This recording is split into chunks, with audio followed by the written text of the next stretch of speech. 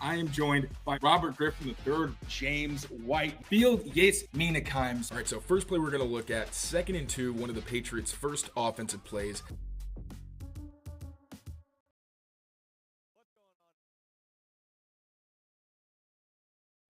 What's going on, everyone? Mike Kadlick, Taylor Kyles here for CLNS Media inside of Gillette Stadium as the Patriots get ready for their Week 13 contest against the Indianapolis Colts. Colts at 5-7 coming into this one. Patriots at 3-9. We will have the Patriots inactives in a little bit, and we will have them right now. Patriots just officially make them official, so let's react to it right away. Taylor, KJ Osborne inactive for the Patriots. Marte Mapu, a healthy scratch. Joe Milton is the emergency third quarterback. Guards, Lester Cotton.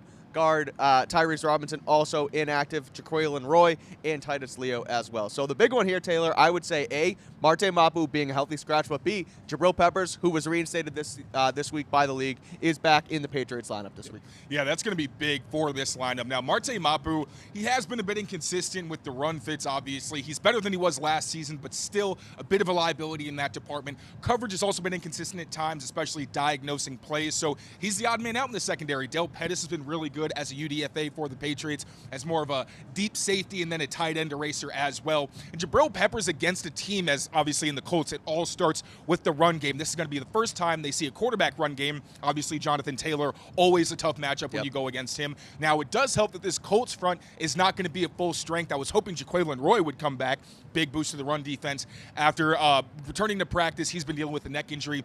He's not going to be out there, but still, with the Colts issues up front and Jabril Peppers coming back, Kyle Duggar thought he might get benched, but honestly, it seems like he's also going to be full go this week. So those two guys in the box should be a big boost for the run defense, which has been pretty good in recent weeks. Dietrich Wise comes back as well for the Patriots. Missed the last couple games with a foot injury. Got rolled up on a couple weeks ago. He is back, so that should help the run and pass defense as well for the Patriots. Just looking at this, sort of a 30,000-foot view of today's game. You mentioned Anthony Richardson brings the run game to the quarterback run game to the offense. Also, a pretty dynamic passer. Now, he'll either drop one into the bucket into Alec Pierce, or he'll throw one off a linebacker's head, or it'll go interception the other way. So he's a very hit-or-miss quarterback, but when he's on, he is on. Now, he will be without wide receiver Josh Downs today, so it'll be A.D. Mitchell who will sort of step in to that three-receiver set lineup alongside Michael Pittman. And who am I missing? Michael Pittman, A.D. Mitchell, and Alec Pierce. Oh, Alec Pierce, I just mentioned him. Exactly. So your thoughts on the Patriots secondary and how they can defend those guys and how they make Anthony Richardson fall into the mistakes that he's prone to making. Yeah, no Josh Downs is huge. I thought he and Marcus Jones were going to have a fun matchup, but now you've got three receivers with size for the Patriots secondary. Now, I talked about it in my written recap or my written preview of the show. I'm hoping to see Christian Gonzalez follow Alec Pierce, who I think is the top threat. But now, with all those size matchups, I think it would make even more sense if we do end up seeing Christian Gonzalez on the boundary. A.D. Mitchell, obviously very good in those one-on-one situations. Had some red flags coming out of the draft, but was someone that we had talked about all offseason as someone the Patriots could target to fit their needed X receiver. And then Michael Pittman Jr. I think Jonathan Jones can be competitive covering him, but he's such a tough receiver, such great hands that, you can't guarantee you're going to lock him up. So it's going to be a battle in that secondary, but I do think the Patriots have an advantage, especially considering, like you mentioned, Anthony Richardson's been inconsistent as a passer, though if they don't play well in their zone coverage and they continue to give opportunities in play action, it could be a long day for them. How do the Patriots defend against this quarterback run game today? We mentioned the guys that are back, but do you think they have it in them? They've gotten a little bit better in that front. I know we talked about it this week on Patriots Daily that they've honed in on their yards per carry allowed the last couple weeks, but do you think they have what it takes to defend Richardson, to defend Jonathan Taylor, especially because we mentioned they haven't really faced it all season long. They've faced a lot of pocket passers. They haven't had Josh Allen yet because they played the Bills 2 out of the last 3 weeks of the season.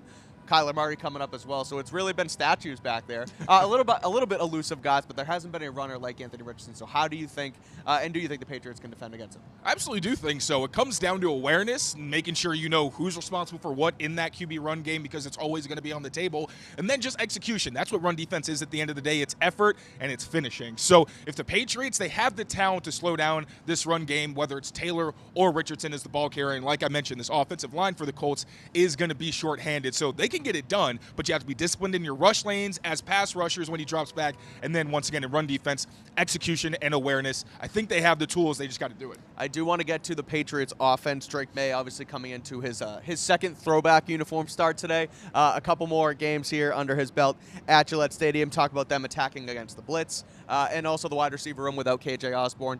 Before we do, just in general, vibes here at Gillette. Feels like a little lighter. Yeah. Not a lot of traffic coming in. I want to talk about Prize Picks and Game Time as well. I want to tie that into it because, first of all, on Prize Picks, head over there right now. You can use code CLNS. You get $50 to play instantly. When you play, just $5. We will have Prize Picks lineups across the board today from my Twitter account, from the Patriots Twitter account, or the Patriots CLNS Twitter account, rather, as well. We'll have some Pat's Daily Picks on there. And right now, if you head over there, again, code CLNS, you get $50 instantly when you play your first $5 lineup. You can play that across the board. Sunday Night Football, Monday Night Football coming up, a bunch of Celtics as well. And then Game Time. That's why I wanted to tie in the vibes here, because right now I'm going to do a live check-in on the Game Time app. It's going to be cheap. See. It's going to be cheap. So if you're in the area, come down here and come take in the fun with myself and Taylor from Gillette Stadium. It's cold, but with the sun, it's not that bad. I think our post-game show might be an indoor function here. It's a little cold.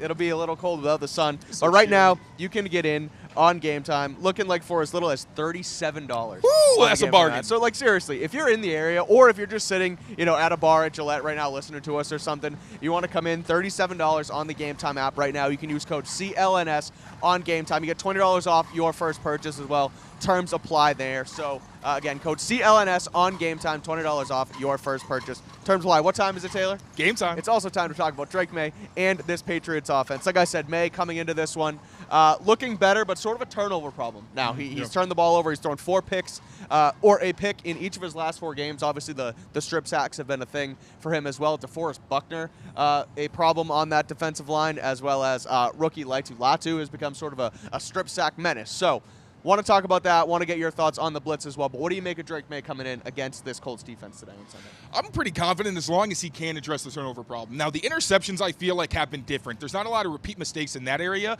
but what I have been upset with is the strip sacks. Those for me have been the most egregious, and with last week's example being the most egregious of them all, where he tries to get the ball over Zach Sealer and swim him, ends up having it loose, and then Sealer knocks it out.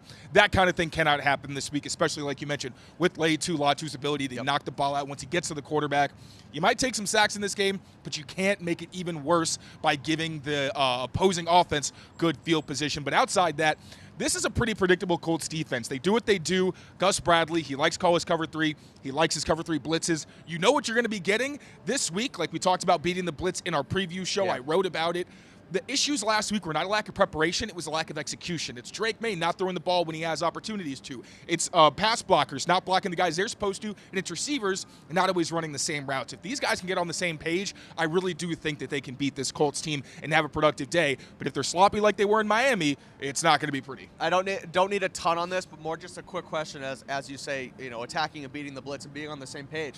Do you think that's something that they can clean up in a week's time in 3 practices down here in Foxboro? Or is this like an offseason thing where they need to get themselves on the same page, constantly understanding, what they're going to see, what they need to see? Like, is that a quick fix to you, or do you think that's something that they're going to kind of have to work on heading into next season? I just think it's a matter of doing your job. Like Drake Maye, pull the trigger when you have an open receiver. He knows how to do that. Demontre Jacobs should know better than to block outside in instead of inside out. Antonio Gibson, been in the league for a while. You got to know if that one blitzer's not coming and you're in scan protection, you have another responsibility that you have to find. Demario Douglas, he needs to know. Now, I don't know how long that's going to take because I feel like having a feel for route running and space has been a bit of an issue for Demario Douglas this year. I'm not going to say that's a quick fix, but a lot of those things are just literally do your job, do what you're supposed to do. It's same for Demario. That's maybe the one thing I'm a little worried about, but in terms of the protection rules and Drake Maye letting the ball go, those should be things that get fixed pretty quickly. Speaking of that execution, a lot of issues last week with execution, a lot of fingers being pointed at coaches, but also a lot of pre-snap penalties from this offensive line and some poor execution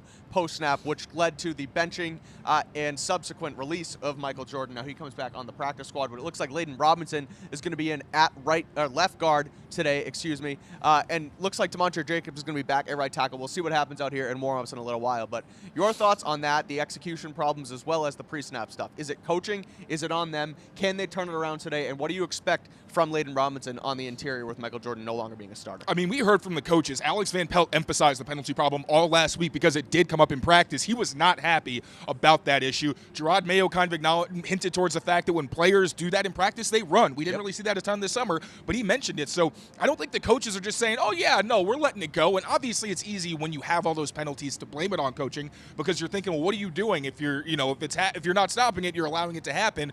But at the end of the day, the players have to do their job. We asked Vidarian Lowe ad nauseum, you knew the problem was happening, what was going on during the game.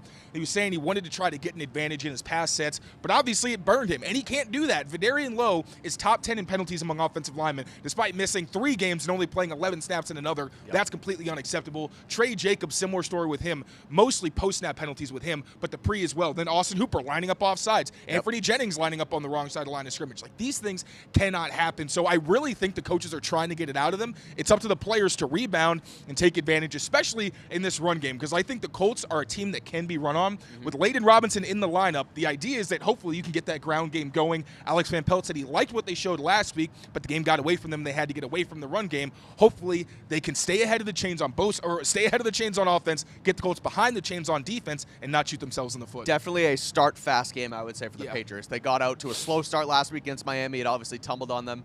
They were called out after that Jacksonville game, which was a nightmare. They bounced back against the Jets the following week. Last week, same thing. Embarrassed in Miami. Come out here, punch them in the mouth, start fast with the bye week coming up next week. Any final thoughts before we get out of here, Taylor? I can't feel my ears, so yeah, let's get out of here. It's a little bit cold out here. So, Patriots taking on the Jets today, 1 p.m. It's their final, I would say, really winnable game. Now, upsets can happen, obviously, but you have Arizona coming in. You're heading out to Arizona. You have the Chargers. You have the Bills twice. So it's going to be quite the gauntlet down the stretch. So make sure you tune in. Patriots versus Colts today, 1 p.m. A battle of a 3-9 Patriots team versus these 5-7 Colts. Myself and Taylor will be back on Patriots Press Pass postgame for a postgame show to break it all down. So make sure you keep it here on Patriots Press Pass. Rate, review, and subscribe to the channel. We'll have some written work postgame on CLNSmedia.com as well. Thank you for tuning in. Take care of yourselves. Take care of each other. And we'll see you after the game. Peace out, everyone.